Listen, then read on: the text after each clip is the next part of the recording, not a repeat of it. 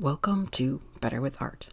I'm Melinda, and I'm here to encourage you to reclaim your creativity and practice creative self-care with weekly small art prompts that can be done in an art journal or on paper if you don't have one. Last week we experimented with layering watercolors and what that effect would have on the depth of our color, creating shadows.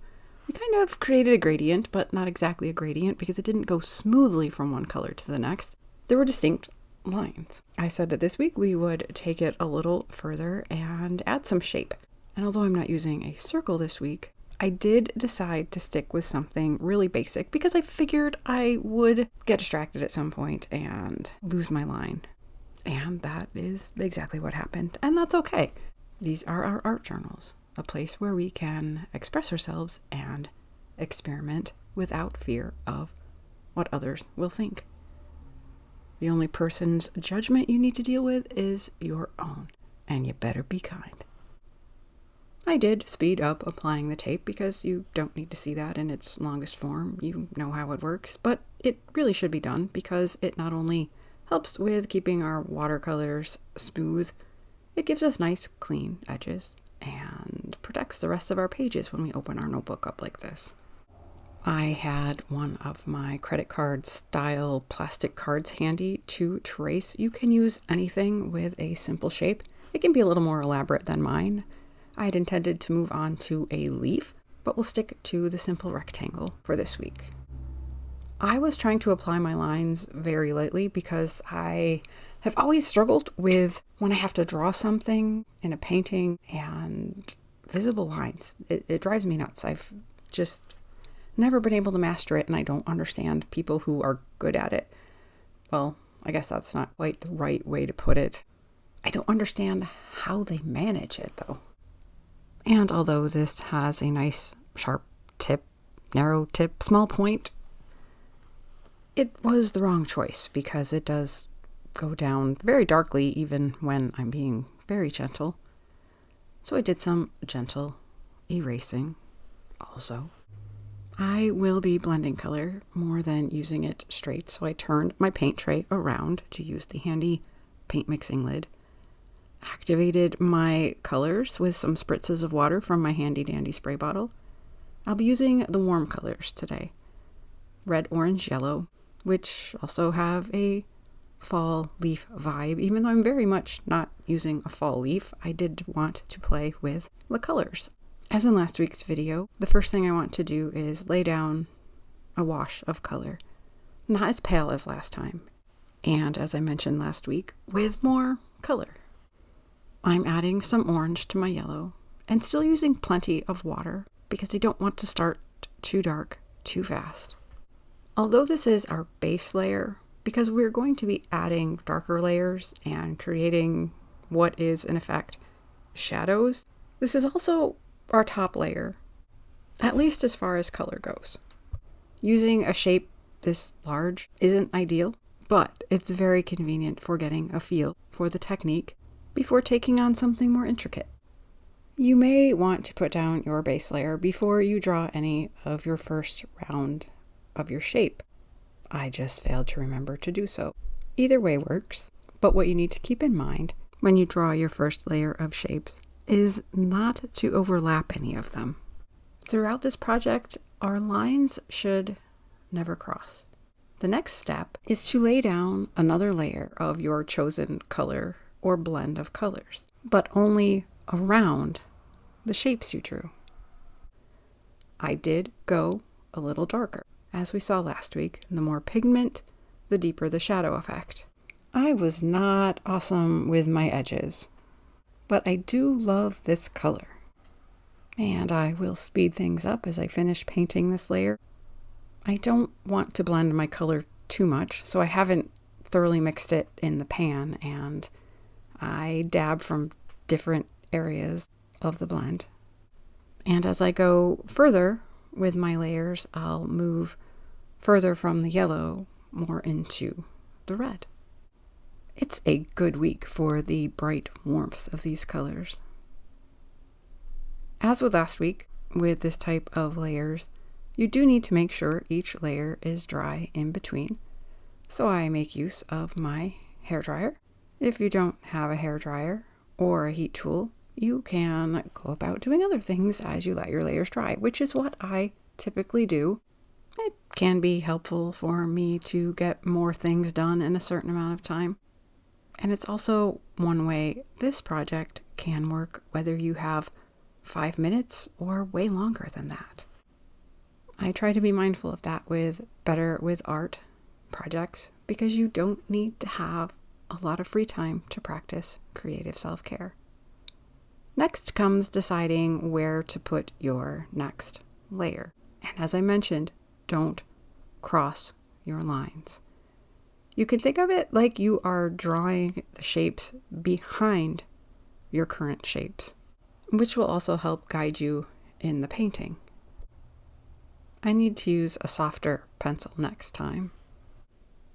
In a way, using a simple rectangle may have made this a little more difficult for me to get right. I probably should have just stuck with the circle. But yes, it is also very helpful to use something to trace. Back to painting another layer, and I add some orange for a deeper color.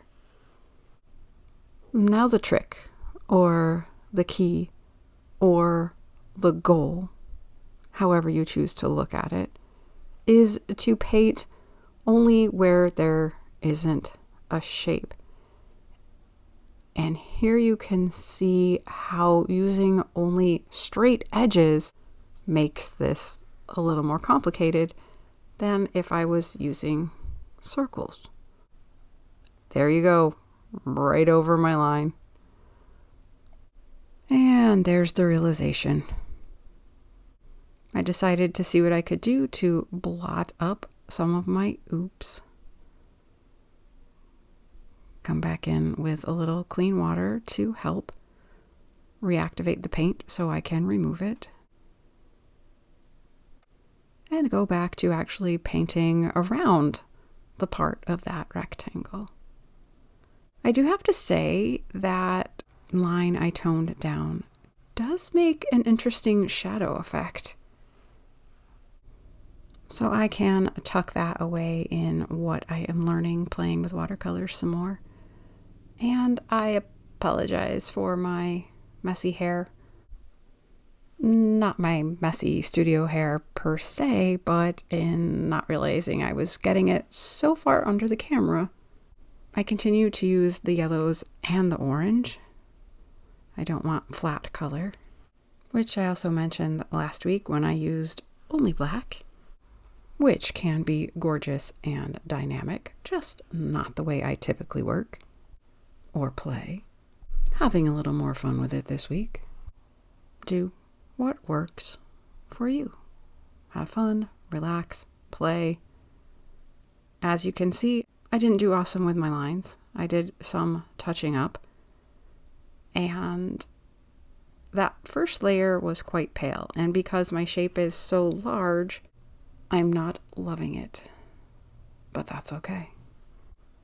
Check out what the hairdryer is doing to the mixed paint in my mixing tray lid.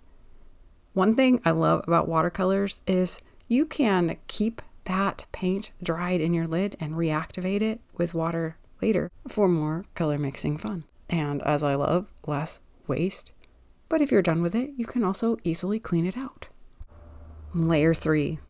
More rectangles that we only see little bits of as we do not cross our lines, as if we are drawing behind. Thinking about it as drawing things that are behind can, yes, make that more complicated for many brains.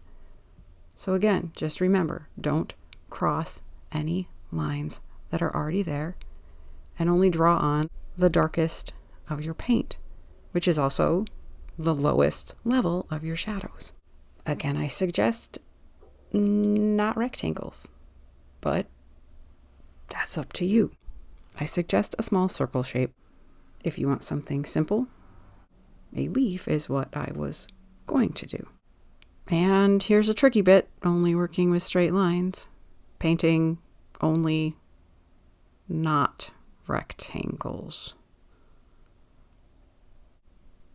I did add more pigment. This corner is easy. I don't have any new lines over here. That was a big oops. That's a problem, but that's okay. Again, I'm learning, I'm experimenting, I'm exploring what watercolors and color can do. It's another translucent layer thing, but with liquid, not paper. My translucent layer collage workshop should be available this winter. I'm excited about that. Continuing to find and touch up the areas of this layer and continuing to vary my color. And another layer done and dried. Then on to finding places for my even more obviously, noticeably oversized shape tracing object. But again, it's the same rule. Don't cross any lines, only draw on the darkest areas of paint. Necessary guidelines to have this turn out the way we want it to. This hasn't quite turned out the way I want it to, but I understand the rules, and I understand the rules better having tested them. Sometimes we resent various restrictions, perceived or actual, in our lives, and sometimes, as boundaries we set for children, they're meant for our benefit, particularly those boundaries we set for ourselves. I don't know about you, but I have a long history of finding it difficult to establish boundaries, and once established, well, having them actually be firmly established. We have visited boundaries in the past in our 52-week art journal journey journal. Wow. 52-week art journal journey journaling. Try to say that 5 times fast. And it's one of those topics that can be brought up again because, as mentioned, we're not always great with them, but they're necessary, they're healthy, and we function best when we can define healthy boundaries in our lives and enforce them. Neater lines would have made this a neater piece of art. Not that keeping rigid lines that divide us from true interactions and relationships with people are the answer. In fact, far from it. And I think that nice shadow there between my 2 lighter rectangles in the center of the screen is a good illustration of that. We need interaction with others, relationships, for a life with depth. It's not about holding ourselves apart from life. It's about recognizing unhealthy and damaging influences and situations, regardless of how we feel about them. We may enjoy things that are bad for us, and we may not particularly enjoy things that are good. Something I'm recognizing as I'm talking about this is I need to look at why. Why do I have trouble establishing boundaries? Some of it has to do with past trauma and not being able to establish safe boundaries. Some of it is still not being totally free of lies I was led to believe about myself and my worthiness and my fear that I will never be enough.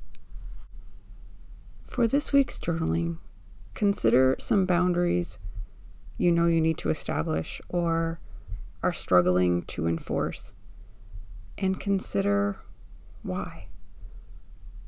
What is the root of the difficulty? What are you afraid of? I'll be back next week with another prompt.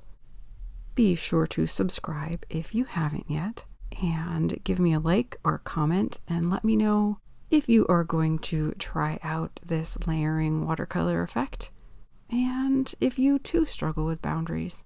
If you'd like to share in a smaller, only encouraging community, there will be a link in the description to sign up for no more than weekly emails from me and a link to the Better with Art Facebook group.